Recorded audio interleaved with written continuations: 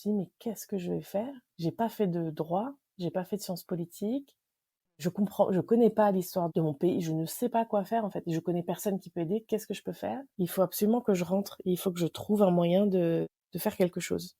C'est pas une question de moyens, c'est une question de méthode. Quand on a plein de gens qui ont des envies communes et des compétences complémentaires et des expertises spécifiques, en vrai, si on s'organise correctement ensemble, on peut vraiment changer des choses. Et si nos actions, le podcast qui donne la parole aux acteurs du changement en France. Je suis Élodie Gerbeau et vous embarque avec moi à la découverte de parcours de vie, de ces nombreux Français qui ont décidé un jour de passer à l'action. Ils sont partis d'un constat et ont cherché une solution. Leur solution pour répondre à un problème de société, environnemental ou de santé. Et si leurs actions pouvaient changer le monde?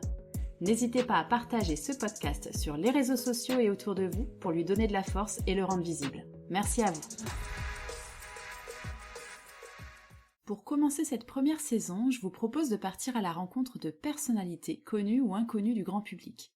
Leurs actions pour l'égalité des chances et la mise en place de pratiques non discriminantes sont juste incroyables et d'utilité publique. Ça vous dit? Alors c'est parti! Aujourd'hui, nous attaquons le dernier épisode de la série sur l'égalité des chances et les pratiques non discriminantes. J'ai le plaisir d'accueillir et de donner la parole à Tara Dickmann. Tara Dickmann a un parcours incroyable, vous allez le découvrir avec moi lors de cette écoute de podcast. Finalement, depuis toute petite, elle a eu une envie, cette envie de donner accès à l'égalité des chances, à l'égalité des droits, à une réelle justice et à la dignité humaine. Découvrez son parcours, son déclic, sa solution. Bonne écoute. Bonjour, je m'appelle Tara, je suis cofondatrice de l'association Le Next Level, formatrice, conseillère en stratégie et community organizer.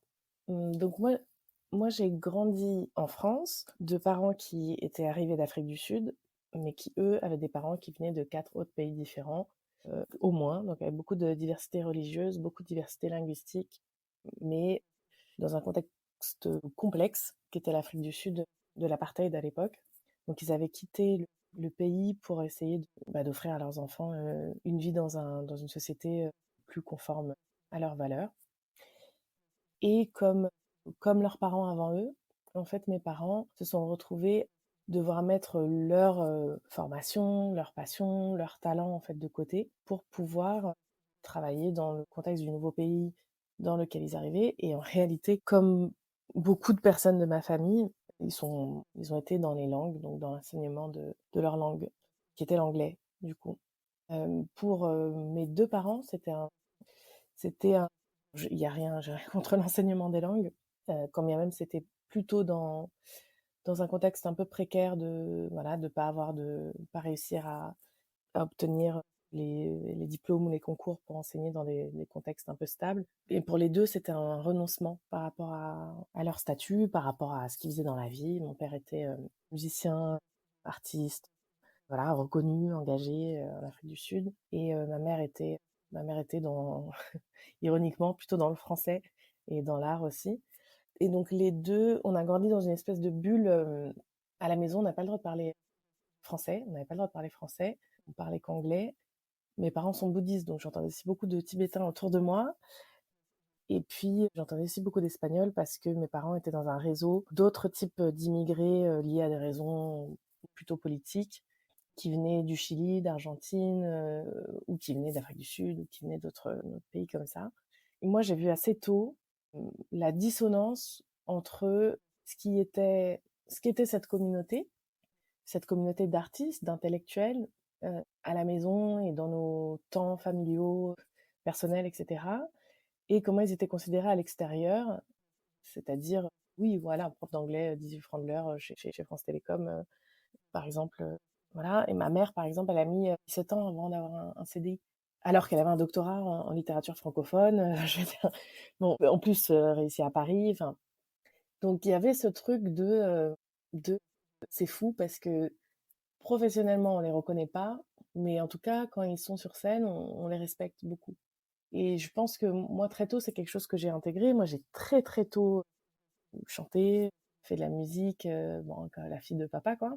Aussi fait du théâtre, un peu plus fille de maman, aussi écrit. Et c'était quelque chose, entre ça et l'anglais, j'avais déjà un facteur, on va dire, qui me rendait assez populaire. Et puis j'étais bonne, j'étais très bonne en sport, à l'école, en cours, enfin j'étais assez bonne. En primaire, j'étais avec des tas de personnes qui étaient des enfants de gens comme mes parents, donc ça va. On se rendait pas trop compte qu'on était décalés, quoi. Mais au collège, je me suis retrouvée à un endroit où c'était beaucoup plus conservateur, beaucoup plus franco-français, et où on a commencé à se moquer un peu de nous, notamment sur ce qui concernait les vêtements, enfin, on avait en fait un capital économique qui était inférieur à notre capital social ou culturel, on va dire. Donc on se moquait de nous sur bon, les aspects qui étaient socio-économiques, quoi, mais aussi culturels. Et en fait, le recours à l'aspect artistique, c'était une manière, quelque part, de se renarcissiser, de se dire, moi, je connais peut-être pas les mêmes œuvres que toi, mais j'en connais d'autres que tu connais pas, et j'ai du talent que tu n'as pas. Donc, il y avait un petit côté comme ça d'autodéfense de ma propre dignité, et qui faisait que j'ai beaucoup gardé avec moi. Et donc j'ai grandi entre quand on était petit, tout petit, on était à Paris Centre, et puis assez tôt on est parti sur Ivry sur Seine, qui est dans le 94, et qui était une ville qui était très très, et qui est toujours très très artistique. Et donc je faisais du théâtre très tôt. D'ailleurs j'en avais fait avant à Vincennes aussi. Et quand je faisais du théâtre avec d'autres d'Ivry-sur-Seine, donc j'avais commencé avec des Chiliens, des Franco-Chiliens, etc., en mode théâtre cabaret, qui était un monde à part. Et après, je faisais du théâtre avec d'autres jeunes d'Ivry, dans une troupe qui s'appelle aujourd'hui Les Bergers en Seine. Et là, j'étais avec d'autres jeunes qui n'avaient pas du tout le même capital social et culturel que ma famille, qui était aussi issue de l'immigration, mais postcoloniale, donc qui est très différente, qui n'était pas blanc, nous on est blanc, qui n'était pas anglophone ou hispanophone, ce qui est plutôt valorisé aux yeux des autres, et qui était assez méprisé. Mépris de classe, mépris de race, mépris de... Voilà.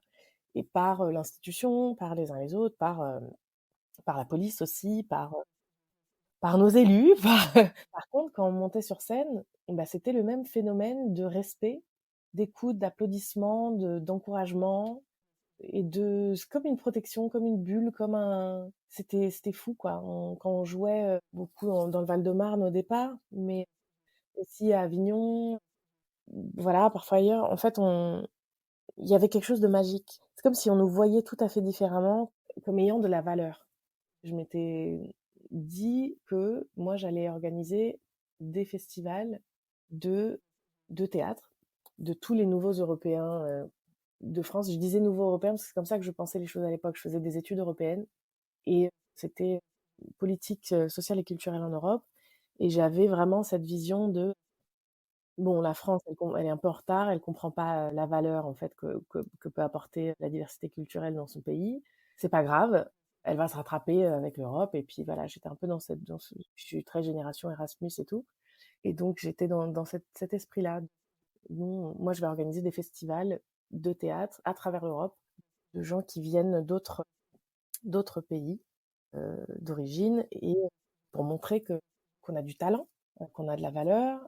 Et puis puis voilà, parce que j'aimais énormément jouer, énormément écrire, voilà, le bonheur de jouer sur scène.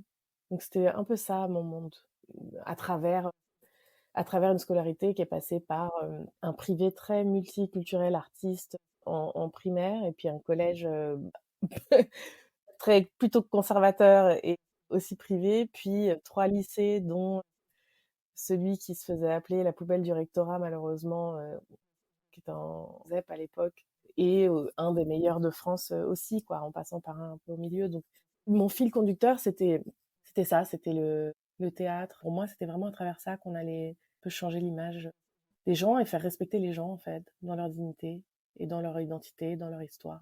Alors, qu'est-ce qui s'est passé par la suite, du coup? Parce que tu as monté, ces différents festivals? Donc, j'étais chez les bergers, et c'était une association. Et donc, en fait, ce que j'ai monté ou co-monté, c'était plutôt des échanges, des voyages.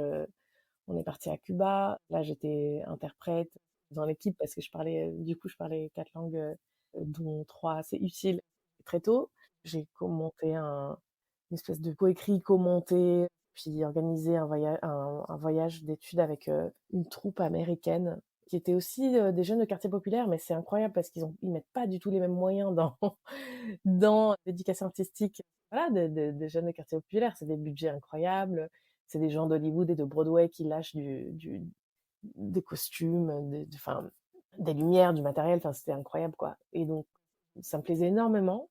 Donc, j'étais un peu dans cet esprit-là. Et en fait, ce qui s'est passé, c'est que donc je continuais mes études un peu dans cette vision-là. Je savais pas trop comment j'allais m'y prendre, mais j'ai su que je pouvais partir. En fait, je pouvais plus partir en Erasmus parce que je l'avais déjà fait. Mais j'étais en études européennes. Je trouvais ça vraiment ridicule de rester en France. Et d'ailleurs, j'avais pas du tout envie de rester en France.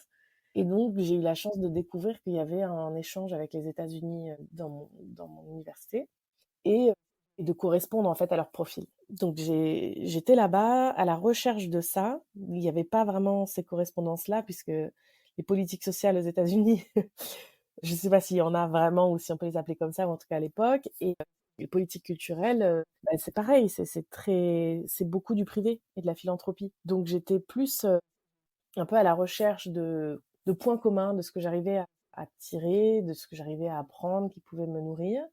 Donc j'ai découvert les politiques urbaines et les politiques raciales aux États-Unis, où je voyais pas, je connaissais pas encore assez bien en fait les politiques urbaines françaises. Et puis j'avais pas de compréhension de la dynamique raciale vraiment parce que je me percevais moi comme faisant partie des autres entre guillemets. Pour moi, il y avait les Français, les Franco-Français, qui comptaient par exemple les Antillais, et puis il y avait nous les autres. J'avais pas de hauteur de vue, je dirais, et j'étais vraiment dans l'idée que la France c'est quand même vachement mieux, que les Américains ils ont vraiment des problèmes. Et puis à côté, j'ai étudié des trucs artistiques vraiment formidables, hein, la dissidence dans la poésie espagnole, le cinéma latino-américain, enfin, c'était dingue, c'était trop bien. Mais arrive à ce moment-là, en fait, le moment où on me challenge sur l'idée que la France c'est vachement mieux, en me disant que dans mon pays, si je prends le temps de regarder les infos en rentrant, parce qu'on n'avait pas de smartphone à l'époque, je verrais que les musulmans sont en train de brûler les bidonvilles où on les parque, parce qu'on essaie d'interdire le voile. Et donc là, ça me paraissait très confus. Bon, la préoccupation, c'était de savoir qu'est-ce qui se passait, et puis surtout, est-ce que finalement, à Ivry, en fait, qu'est-ce qui se passait en particulier. C'est la première fois que je me suis dit, en fait, la France, c'est chez moi, vraiment. C'est-à-dire que je me suis préoccupée des gens et de mon pays en me disant bah tiens c'est ça mon pays du coup enfin sans me le dire mais avec du recul c'est ce que j'ai compris. Et en regardant ce qui se passait, donc je comprenais le prisme américain parce qu'on était pendant la guerre en Irak et ils étaient dans une lecture très particulière, mais en lisant ce qui se passait, en voyant les problématiques, donc c'était 2005, c'était ce qu'on appelait les émeutes de Clichy-sous-Bois et de Aulnay, puis en fait à travers la France les émeutes de 2005, donc des révoltes d'habitants de quartiers populaires face à ce que j'ai compris plus tard comme étant une énième violence, une énième interpellation ayant entraîné la mort en réalité. Et en fait, ça m'a renvoyé à des choses que j'avais vues au quotidien sans du tout les intégrer comme étant un problème au-delà de quelque chose de très interpersonnel, c'est-à-dire bien sûr en grandissant cette belle équipe qu'on applaudissait sur scène, en dehors de la scène, il y avait beaucoup de harcèlement policier, il y avait beaucoup de contrôles abusifs, il y avait des violences aussi policières et il y avait des incarcérations. Et parfois pour des choses qui étaient de l'ordre finalement de rien, de ce qu'on appelle les outrages à rébellion, ce genre de choses qui mettent du sursis et puis qui ensuite voilà, avaient mené à des incarcérations. Et j'avais vu les conséquences de ces incarcérations après bah déjà le fait qu'on y retourne et puis ce que ça fait aux personnes et puis ce que ça fait sur l'avenir en fait, comment ça brise l'avenir. Mais j'avais pas pris conscience du fait qu'on pouvait en mourir. Et donc là, j'ai découvert qu'en fait, il y avait une histoire en France, dans les quartiers populaires à travers le pays, de jeunes gens, gitans, arabes, noirs, à travers les années, quoi. Puis beaucoup plus, enfin plus tard, asiatiques aussi, mais qui avaient été, oui, qui avaient trouvé la mort pendant une interpellation policière. Et donc là, je me suis beaucoup inquiétée par rapport à tous les jeunes avec qui je faisais du théâtre, mais les plus jeunes aussi qui nous avaient rejoints, parce que déjà, je me suis aperçue enfin, j'ai compris qu'on pouvait mourir, et je me suis dit je me suis sentie très impuissante. Et je me suis dit, mais qu'est-ce que je vais faire? J'ai pas fait de droit, j'ai pas fait de sciences politiques, je connais pas l'histoire de mon pays, je ne sais pas quoi faire en fait, je connais personne qui peut aider, qu'est-ce que je peux faire? Il faut absolument que je rentre, il faut que je trouve un moyen de faire quelque chose. Et, et voilà, donc je suis rentrée. Alors, j'ai par chance, j'ai été prise. Je voulais pas rentrer en France au départ, donc j'avais postulé pour un master. Enfin, j'avais été prise dans un master à l'université de New York. euh, et je m'étais dit, bon, je vais étudier mon pays depuis les États-Unis pour essayer de déjà comprendre et démêler un petit peu ce qui se passe et voir comment moi, ce que je peux faire moi. Et donc j'ai eu de la chance, j'ai rencontré des chercheurs français qui m'ont beaucoup aiguillée. Je pense à Daniel Sabag, à Olivier Ruchet à l'époque, qui m'ont beaucoup aidé à même comprendre un petit peu par où commencer pour essayer de comprendre l'histoire de mon pays par rapport aux questions de diversité, d'immigration, par rapport à notre cadre constitutionnel, par rapport au droit, par rapport, voilà, j'avais besoin d'étudier tout ça. Et ensuite, j'ai rencontré l'historien Patrick Veil. Patrick Veil, qui est historien de l'immigration, et aussi politiste, etc. Et à l'époque, il venait de lancer une structure associative et pédagogique qui s'appelait Humanity in Action France. C'est-à-dire qu'il y avait plein de différentes associations qui s'appelaient Humanity in Action dans différents pays, qui avaient pour vocation de former des étudiants et étudiantes d'Europe et des États-Unis à ces sujets, à l'histoire et aux enjeux contemporains qui étaient liés à la diversité dans nos pays.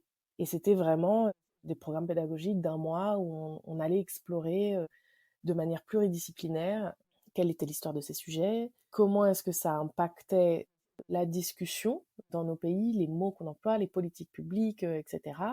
Comment est-ce que ça impactait l'identité, comment est-ce que ça impactait aussi les manières dont les gens se mobilisent ou les débats en fait contemporains.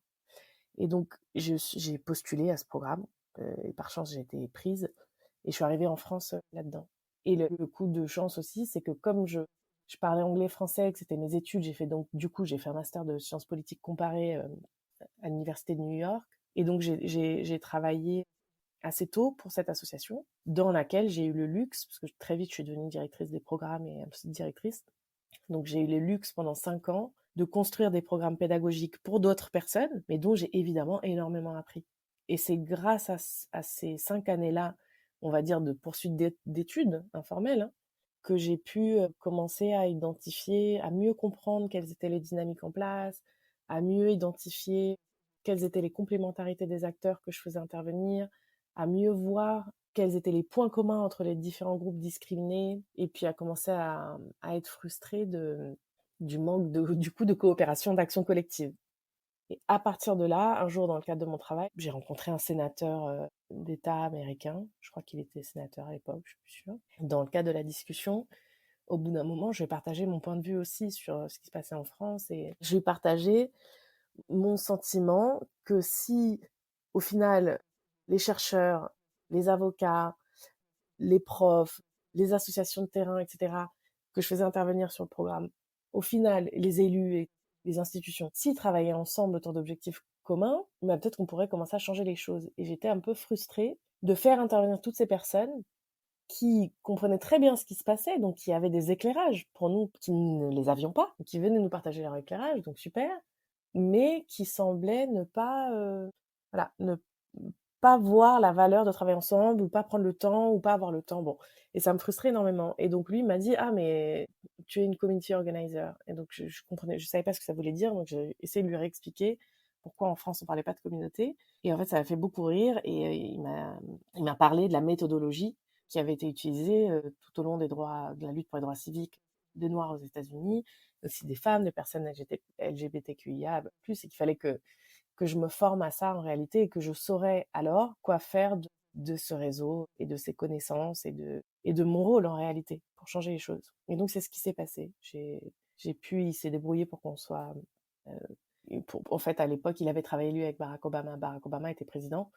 Donc il avait on va dire le bras assez long pour faire en sorte que l'ambassade des États-Unis finance en fait un voyage dans le cadre duquel j'ai pu du coup être formée par des personnes qui avaient formé Barack Obama, qui avaient formé d'autres ou qui avaient été acteurs des mouvements pour les droits civiques aux États-Unis. Et j'ai pu comprendre ce qu'il y avait derrière Rosa Parks, le boycott des bus, la marche des 100 000, je crois, à Washington. J'ai pu voir que, ah oui, d'accord, il y a toute une stratégie, il y a c'est long, ça demande énormément de travail, mais il y a une méthodologie, en fait, ça se tente. Et donc, au retour de ce voyage, avec un autre qui était présent avec moi sur place, on a mis ensemble un peu en commun notre réseau et les problématiques sur lesquelles on était tous et toutes d'accord. Notamment, du coup, c'est très générationnel, hein, mais pour nous, c'était les problèmes de contrôle d'identité abusif, discriminatoire, violent et potentiellement pouvant mener à la mort. Et donc, on a commencé à réfléchir à ce qu'on pourrait faire avec la complémentarité des réseaux qu'on avait. Et on a monté ce collectif Stop le contrôle aux faciès en se disant, bon, de toute façon, on n'a rien à perdre, on tente, on voit ce que ça donne. Et ça a donné une coalition nationale qui a interrompu la campagne présidentielle, qui a posé le sujet du contrôle aux faciès et de la traçabilité des contrôles d'identité sur l'agenda politique, sur l'agenda médiatique, qui a permis de faire une première action justice groupée contre l'État qui a été victorieuse pour faute lourde dans les contrôles d'identité et qui nous a permis de voir, dis donc, en vrai, effectivement, c'est pas une question de moyens, c'est une question de méthode. Quand on a plein de gens qui ont des envies communes et des compétences complémentaires et des expertises spécifiques, en vrai, si on s'organise correctement ensemble, on peut vraiment changer des choses. Alors, on n'a pas obtenu finalement la traçabilité des contrôles d'identité parce qu'on avait sous-estimé la résistance du réseau de Manuel Valls en fait face au sujet, mais on avait quand même 7 ministres qui étaient dessus, dont le Premier ministre. On a quand même fait condamner la France. On a quand même obtenu une réécriture du code de déontologie. Il y a quand même eu 4, je crois, propositions de loi qui ont été discutées sur le sujet. Voilà, il y a eu, et puis il y a eu ensuite la place aussi pour que ce sujet-là soit durablement marqué dans l'esprit même institutionnel. Hein, le défenseur des droits en parle encore, recommande toujours notre solution-là, ça revient sur toutes les élections. Et puis ça a aussi permis à d'autres collectifs de découvrir d'autres moyens d'agir. Et donc on a partagé en fait cette méthodologie avec nos pairs à ce moment-là en ayant testé un peu sur le terrain. Et dans le même temps, il fallait bien pouvoir vivre. Et donc, c'est un peu compliqué d'être directrice d'une structure et de gérer une campagne qui avait une telle ampleur en même temps. C'était pas possible. Donc, j'avais passé la main à quelqu'un d'autre et il fallait vivre, il fallait pouvoir gagner sa vie, quoi, parce que sinon, on peut pas s'engager si on peut pas déjà payer son loyer. Et donc, on a monté une autre structure qui a aujourd'hui qui va avoir 10 ans, qui s'appelle le Next Level aujourd'hui. Et l'objectif, c'était d'utiliser nos compétences et nos expertises. Donc moi, j'avais une forte expertise sur les sujets, sur l'histoire et les enjeux contemporains liés à la diversité en France, voilà, et d'une manière aussi comparative. Donc ça, je pouvais construire des formations et des programmes pédagogiques autour de ça, et ça répondait à un besoin. Et puis on avait aussi développé des compétences de community organizing, de prise de parole en public, de construction de messages stratégiques, de relations presse, de construction de stratégies cohérentes, même de levée de fonds. Voilà, on avait construit, développé pas mal de compétences qu'on qu'on offre toujours aujourd'hui. Le Next Level aujourd'hui, c'est, et depuis 10 ans, à la fois aider celles et ceux qui se battent pour la justice, le respect de la dignité des personnes, l'équité, l'égalité des droits, l'égalité des chances, c'est les aider à gagner des victoires, à être plus puissants, à avoir plus d'impact.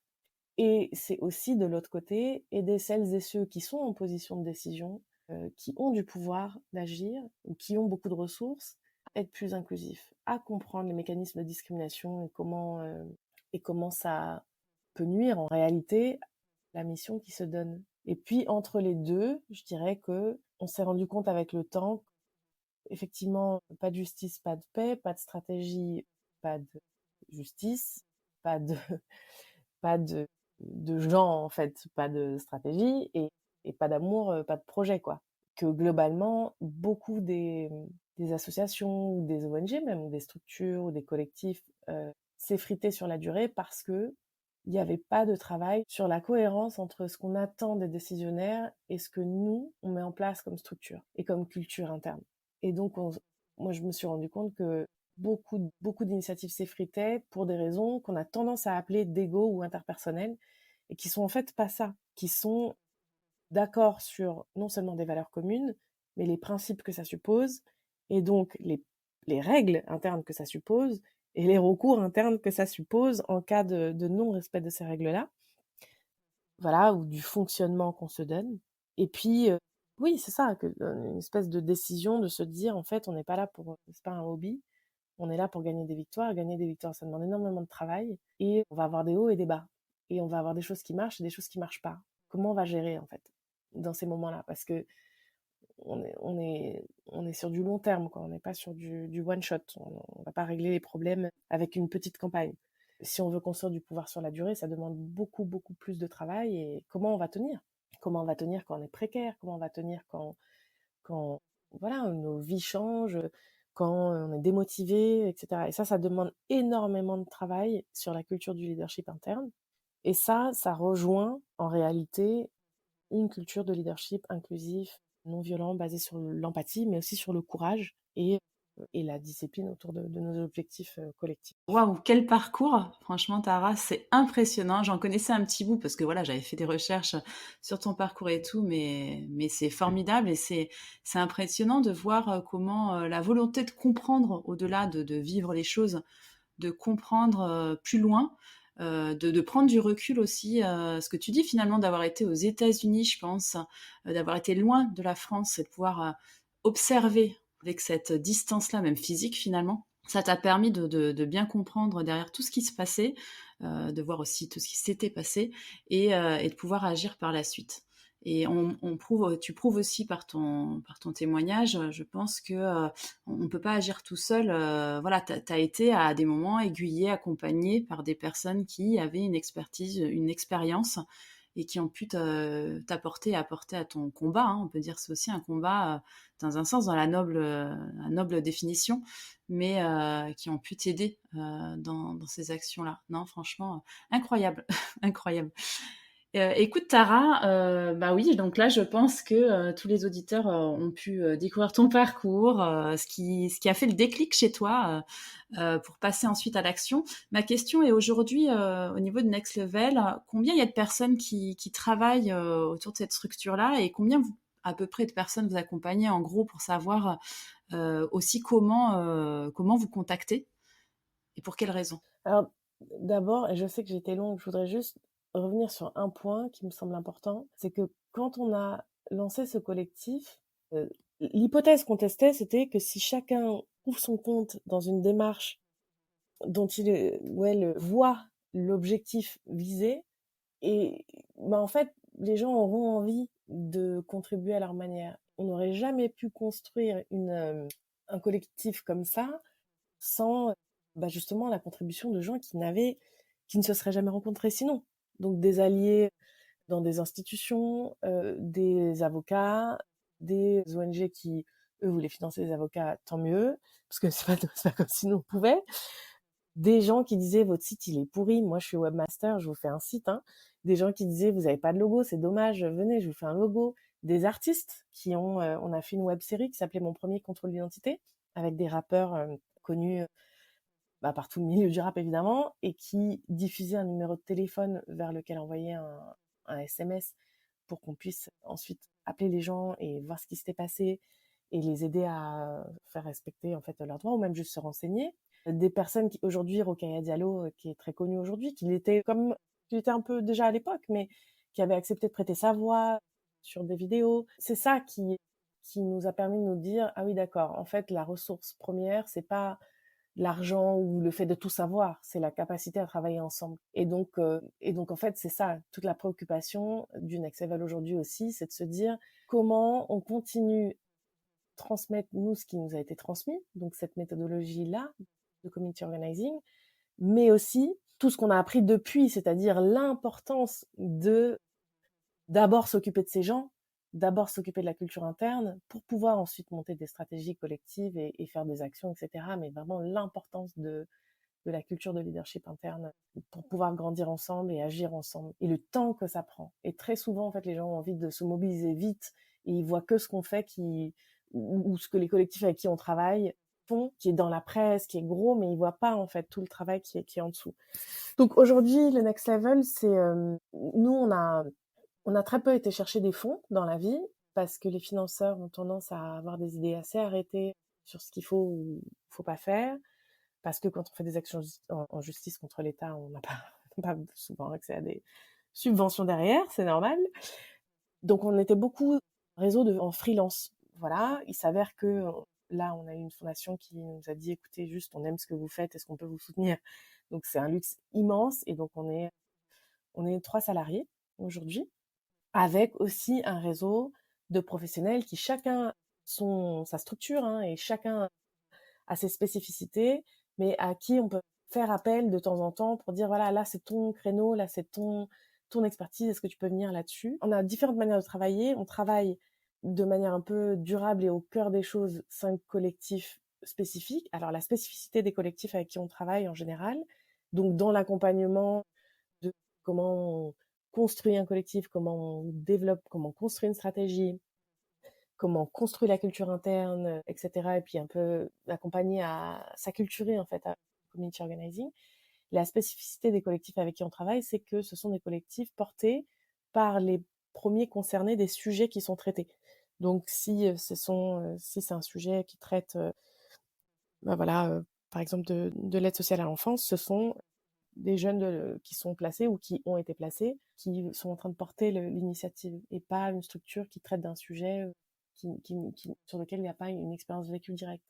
Donc on travaille avec ce type de structure-là, collectif-là, sur parfois de l'accompagnement, voilà, stratégique, on va dire, et de la formation, et aussi un réseau beaucoup plus large d'acteurs et d'actrices qui ou bien sont juste pas dans cette relation avec nous, ou bien sont plus solo ou en tant que professionnels ou en tant que voilà, qui partagent ces mêmes visions, cette même vision d'une France plus inclusive, plus juste, plus équitable, plus apaisée, plus conforme à sa promesse constitutionnelle, et qui partagent aussi ces valeurs d'entraide, de respect mutuel et d'amour. Il y a beaucoup d'amour dans cette communauté, qui trouve pas que l'amour c'est bisounours, que l'amour c'est n'importe quoi, qui sait que l'amour c'est sine qua non. Donc c'est particulier comme ambiance, mais donc voilà, il y a cette communauté-là qui existe, avec laquelle et au sein de laquelle les gens s'entraident aussi beaucoup.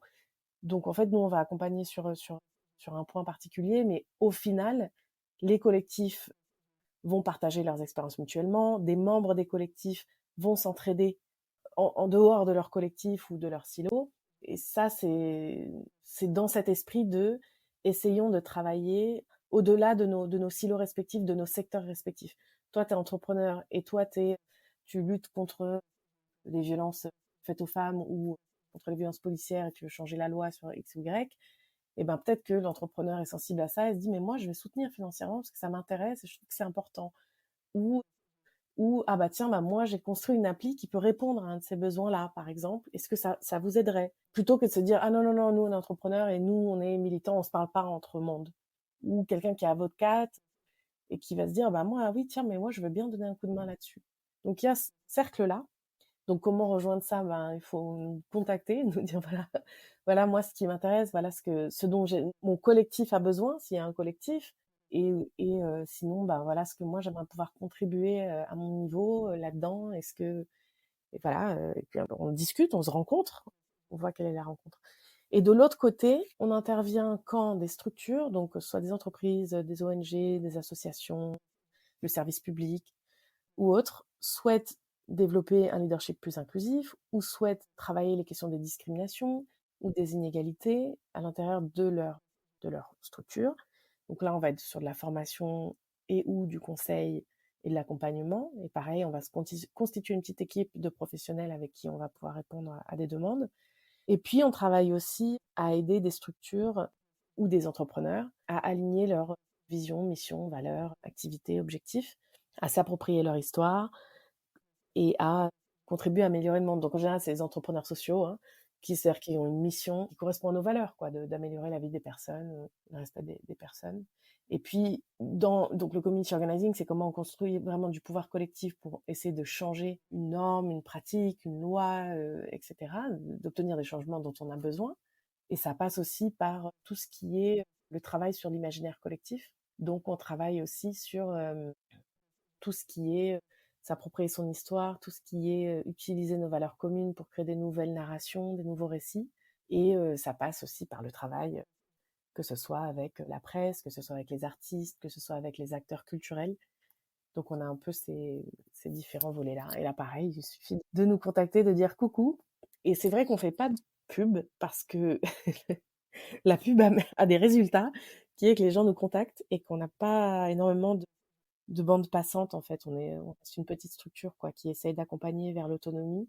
Notre objectif, c'est moins de développer un gros chiffre d'affaires ou quoi, c'est plus de s'assurer que celles et ceux qui travaillent avec nous acquièrent de nouvelles compétences pour transformer les choses de l'intérieur de leur côté et ensuite sont en capacité d'agir à leur niveau aussi. Merci beaucoup pour le temps que tu as pris pour nous présenter ta vision de la société française, de ce qui pourrait être amélioré, la solution que tu proposes avec le collectif.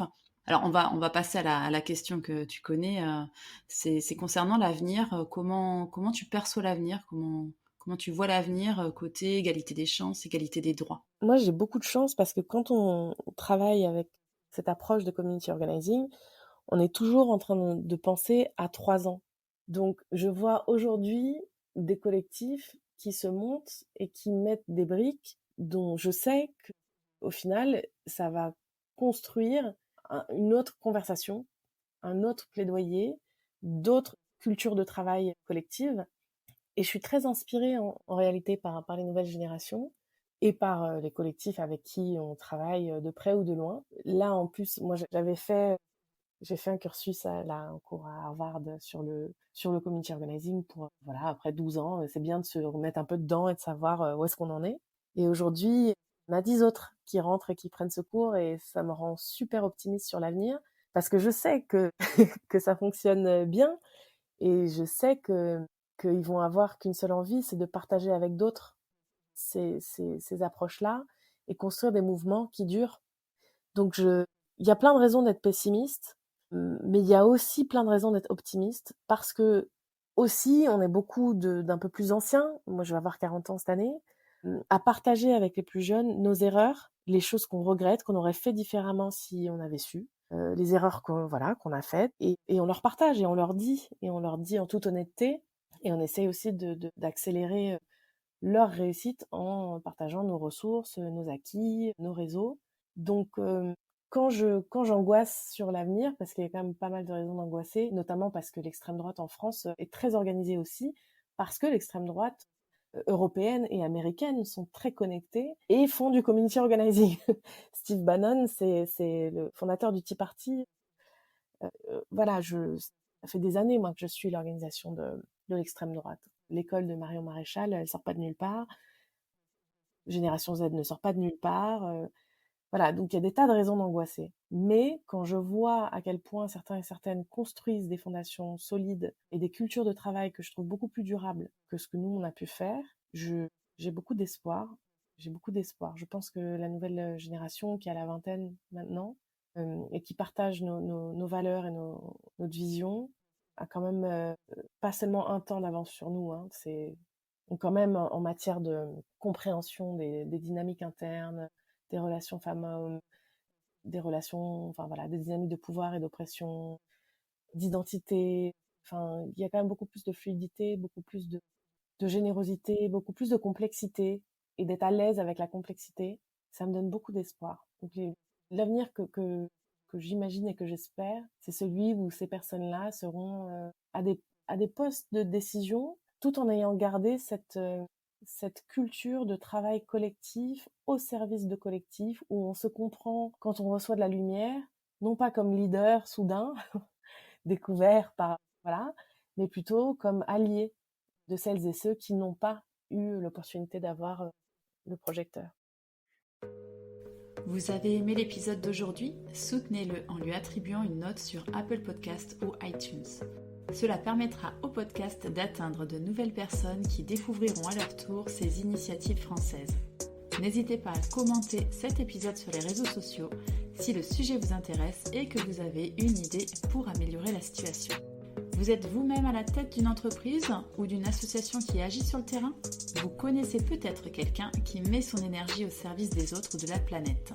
Contactez-moi par mail, je serai ravie de pouvoir vous ou lui donner la parole. Et si vos actions pouvaient changer le monde?